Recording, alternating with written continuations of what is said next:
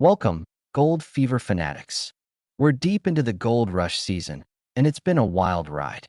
The stakes are higher, the projects are bigger, and the pressure is unlike anything we've seen before. Everyone dreams of striking gold, but what Parker Schnabel just pulled off in Alaska is straight out of a legend.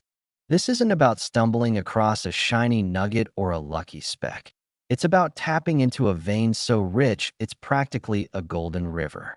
Hidden in a remote corner of the Klondike, Parker's crew hit a jackpot that could rewrite history. But the real story? It's not just the gold. It's the audacious, almost reckless plan Parker cooked up to chase it. A clandestine operation with secret maps, a tight-lipped crew, and sacrifices that cut deep. Let's dive into the heart of Parker Schnabel's Alaskan gamble and uncover what it took to make it happen. 8 years ago, a young Alaskan native named Parker rolled into the Yukon with just $140,000 to his name. Fast forward, and he's mined nearly $60 million in gold. But with his land running dry, he faced a make-or-break moment. Parker Schnabel, a name now synonymous with Klondike glory, didn't just luck into his fortune, he engineered it with precision. His target was the fabled Klondike, a land steeped in gold rush tales where dreams were born and shattered in an instant. Parker wasn't chasing leftovers. He was after a prize that would make the old prospector's stories sound tame. With a bold $100,000 investment, huge for a teenager, he took over his grandfather's mine, not just to carry on the family legacy, but to blow it wide open and build an empire. His strategy? A daring, untested move that left seasoned miners scratching their heads. He split his crew into two teams with wildly different missions, a gamble that could either make him a legend or break him entirely. The first team, dubbed the Wolf Cut Crew, was tasked with a long-game mission. They weren't hunting gold, at least not yet. Their job was to dig into untouched, frozen ground, battling permafrost 30 feet deep with raw grit. It was backbreaking, spirit-crushing work with no quick payoff. For weeks, they shoveled frozen dirt and ice, burning through cash and morale with nothing to show for it. It looked like a catastrophic misstep. Meanwhile, the Drift Cut crew, led by Parker's trusted lieutenants Mitch and Tyson, had the opposite goal: find gold now or bust. They were the operation's lifeline, tasked with pulling in enough profit to keep both teams afloat. The pressure was relentless. Every day, without a find, pushed the entire venture closer to collapse. They scoured their plot for any hint of color, the faint glint of gold in the dirt. Parker was essentially running two mines at once, one bleeding money, the other racing to make it. This high-wire act stretched his resources to the breaking point, doubling the risk. A flop on either front could tank the season. The thing nobody tells you about Klondike mining is the sheer scale. We're talking machines as big as buildings, gulping hundreds of gallons of diesel daily. A single bulldozer could drain an operation's budget in weeks. Parker was hemorrhaging cash, and he needed a win fast. Then, a miracle struck. After weeks of grueling work, the Wolf Cut crew hit pay dirt. Their sluice box, built to sift gold from gravel, erupted with a steady stream of pure Klondike gold. Not just flakes, but a torrent that promised years of riches. Almost simultaneously, the Drift Cut crew struck their own motherlode, a pocket rich enough to bankroll the entire operation and more. Parker's insane bet had paid off in a way no one could have predicted.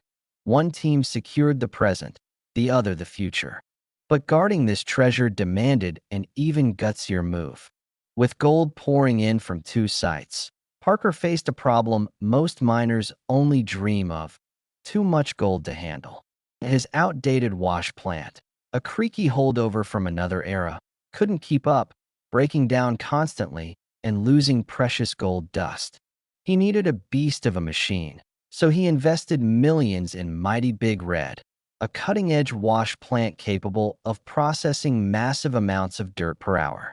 Setting it up was a Herculean task, with the crew working nonstop. Every minute spent building was a minute not mining, and the clock was ticking. The find also brought unwanted attention. In the tight-knit Klondike community, word of a big strike spreads like wildfire. Parker knew rivals, claim jumpers, and thieves would come sniffing. To protect his haul, he made a bold call: lock down the mine.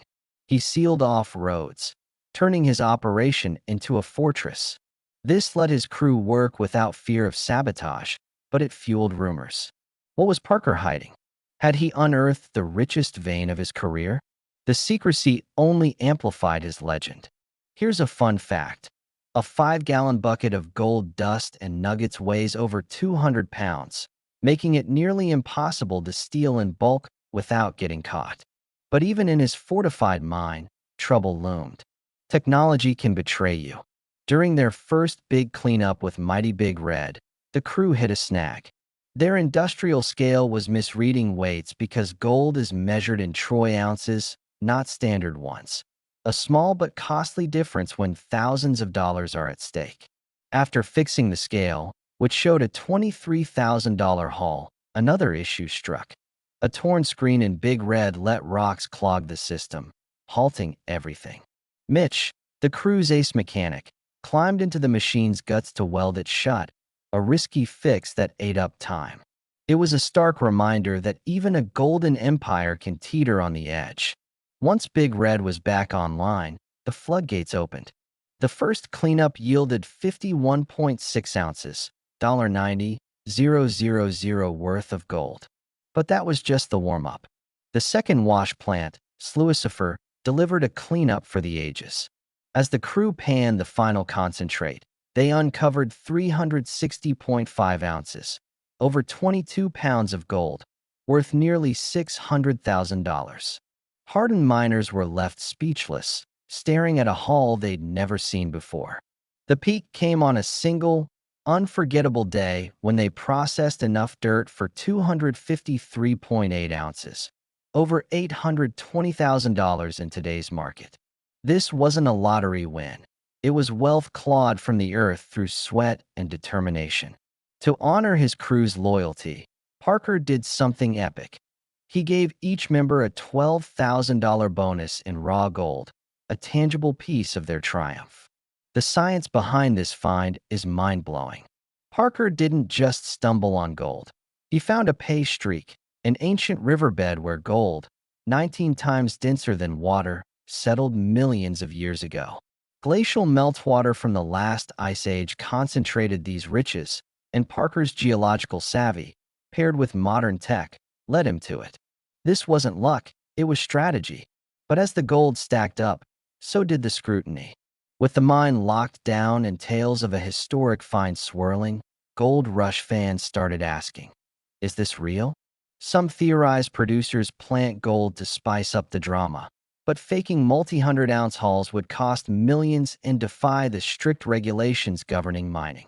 Others whisper of unreported cleanups or hidden crew members doing the grunt work off-camera. Sure, reality TV shapes the story, but the labor, breakdowns, and gold are real. Parker's tense land deals with rival Tony Beats, fraught with royalty disputes, add another layer of drama. The real kicker? This wasn't an overnight win. Parker's success was built on years of failures, debt, and relentless drive, inherited from generations of miners. The show highlights the glory, but not the tons of worthless rock moved for every ounce of gold.